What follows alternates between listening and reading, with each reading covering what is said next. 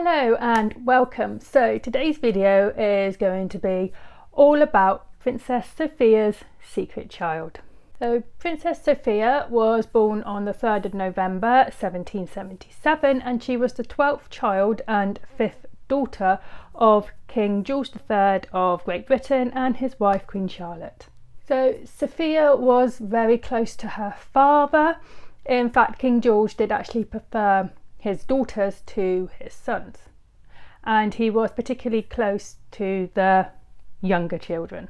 But because George was close to his daughters, he was actually worried that what happened to his sister would happen to his daughters. So George's sister, Caroline Matilda, married King Christian VII of Denmark. Now this marriage was loveless compared to George's and Charlotte's, which was like a proper love match, and Caroline ended up having an affair with King Frederick's doctor, and after this she was banished from the Denmark court. She was sent to Hanover, where she died in 1775 aged 23 of scarlet fever. So because of this, George was actually quite reluctant for any of his daughters to marry, and Queen Charlotte was also not too keen on her daughters marrying and leaving England either, as she relied on her daughters as her confidants. So suitors did actually come to the royal palaces asking for the princess's hand in marriage, but they were all turned away. So Princess Charlotte, she was witty and intelligent, and she was really gentle and kind in her nature, and everyone liked her.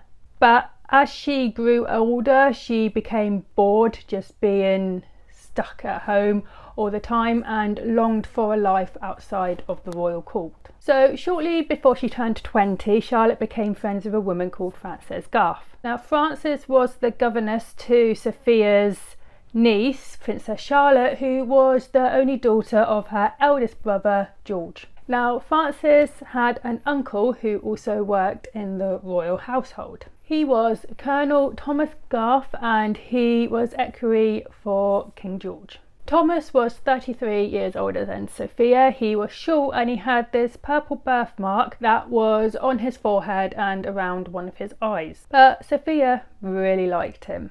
Contemporary Charles Grenville recorded in his memoirs that Sophia was so in love with Garth that everyone saw it. She could not contain herself in his presence. Now, Thomas was renowned for being a gentleman. He was cultured, well-travelled and had a very good heritage. And for a young woman who was not allowed to meet anyone outside the royal household, he posed quite a catch. And it also appeared that Thomas liked Sophia too. In the winter of 1799, Sophia fell ill with stomach issues that she had been suffering on and off with for several years. Now, she usually stayed at the lower lodge at Windsor Castle, but when she was ill, she moved to the upper lodge where her parents stayed. So her parents were actually away in London, so Sophia was left in the company of Thomas Garth. And then during the following months, Sophia started to gain weight. A rumour started going around all the courtiers that Sophia was actually pregnant. Now, this rumour appears to have started with the Queen's mistress of the robe, who was Elizabeth Time, Marchioness of Bath. Now, even though the Queen never actually publicly acknowledged that her daughter was pregnant, the fact that we can trace this rumour back to one of the Queen's closest confidants may prove that this had actually come from the Queen acknowledging that her daughter was pregnant to Elizabeth. Now, King George did question why Sophia was putting on quite a bit of weight, but because it was sort of around the time that he was sort of just getting over some of his mental health issues, Queen Charlotte just told him that their daughter was suffering from dropsy and that she would get better soon. Now, around 9 months after Sophia had spent that time at Windsor Castle with Thomas Garth, she was bedbound in Weymouth under the care of a doctor. And according to gossip in Weymouth, Princess Sophia gave birth to a baby boy on the 5th of August 1800. This child was christened Thomas and was recorded in the parish register as a foundling. Little Thomas was placed into the care of a tailor and his wife called Samuel and Charlotte Sherland, and they were not told who this child's parents were. But little Tom had been given to them wrapped in this very expensive silk skirt which had a coronet embroidered onto it, and his upkeep was paid for by Thomas Garth. And Thomas Garth was actually to become little Tom's guardian. So it was pretty much accepted that Thomas Garth was little Tom's biological father, but who his mother was still was kept secret. So Samuel and Charlotte did become curious about who the parents of their adopted child was, but when they started asking questions, little Tom was taken out of their care and put into the care of the Duke of York's private secretary, Major Herbert Taylor. Now, there was another rumour about who the father of Sophia's child was, and this rumour said that the boy's father was Sophia's older brother, Ernest Augustus, Duke of Cumberland. It was said that Ernest was very, very fond of his younger sister and had raped her, getting her pregnant. But this is very unlikely that this happened, and this rumour did actually start with their estranged sister-in-law, Carolina Brunswick, wife of George, Prince of Wales. So even though Caroline did actually tend to get on with her ex-husband's family, every now and again she tried to throw some shade on the family. So little Tommy was very spoilt. His every wish was met and his every command was obeyed. He was sent to Harrow for his schooling, and when he grew up he joined the military like his father.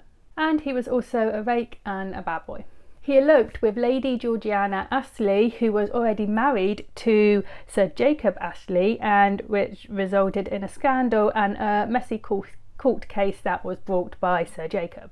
So later on in his life, sort of around the time that Thomas Garth was dying, he gave his son this locked box. And in this box, he said, contained a number of personal letters that revealed who little Tommy's parents were. When he was short of money, little Tommy decided that he was going to use this box and the contents of this box to try and get some money out of Princess Sophie. But his former guardian, Major Herbert Taylor, did not want this to happen. He would not let this happen, so he made an offer to Tommy. Tommy was to deposit the box and the letters into the bank, and when he had done so, he would receive £3,000 a year for the rest of his life. Tommy did this, but once the box had been deposited, it and the letters disappeared. Tommy was not too happy about his box disappearing, so he issued a statement under oath claiming that he had been robbed of some valuable correspondence. Now, later on, Tommy did actually end up in debtor's prison. With Georgiana at his side, but she died in the prison shortly after giving birth to their only daughter, also called Georgiana. Thomas Garth died on the 18th of November 1829, and money from his estate was actually used to bail Tommy out of debtor's prison and also gave him £300 a year for life. So Princess Sophia never met her son, and in letters she hinted that she had a fear of going to Weymouth in case she bumped into someone that she didn't want to bump into. So that is a story about Princess Sophia's secret child. Now, some historians don't think she actually did have a child.